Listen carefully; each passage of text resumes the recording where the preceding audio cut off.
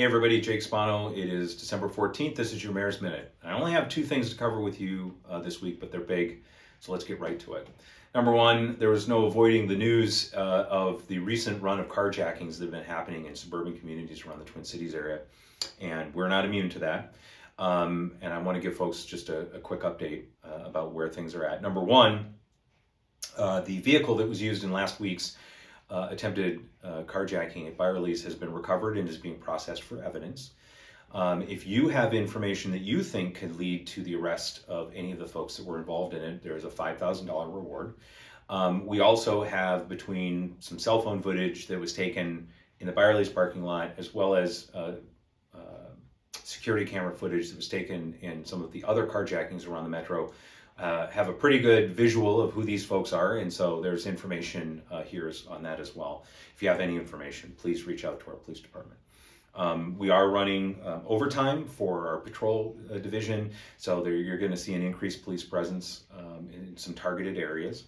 And I have been in conversation with, and our staff have been in conversation with our partners in neighboring cities, and we'll be meeting again later this week to talk about what we've done, what we're doing, and what we could be doing more of, or doing differently, or doing less of, to try and make sure that we're as safe as possible.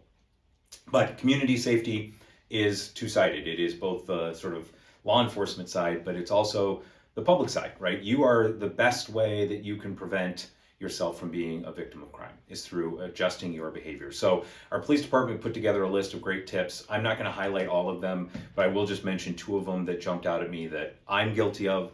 And that is, when you get to your vehicle, get in it and lock the doors. And don't be distracted by your phone.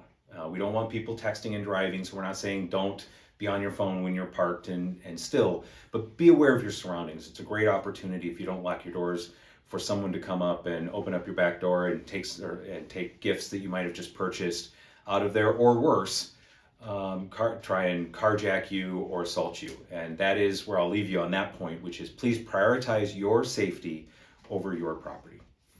The second item that I wanted to cover today is our levy. Last night was the last meeting of the council to review our 10-year capital investment plan, as well as the 3 levies that we use to pay for all of the services and equipment and people who make our city run.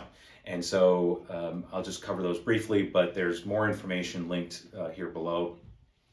The 3 levies that we passed last night, one is the general fund levy. That is the largest levy. The majority of the funding that we use to pay for things like public safety comes from that. And we originally had proposed a levy that was between 6.5% and 7%. We ended up approving a much smaller levy in the general fund of 5.58%.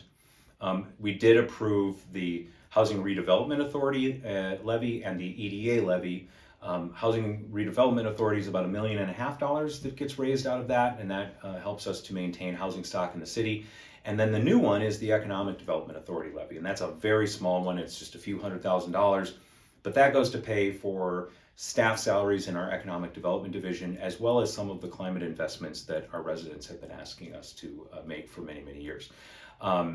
And again, you can find links to all of the documents that cover our budget and what's in it and what's not in it. And if you've got questions, please reach out to myself or your council members. We're happy to answer those questions moving forward. So those are the 2 big items. I won't belabor it any longer, but remember, stay vigilant, keep your eyes open, stay safe.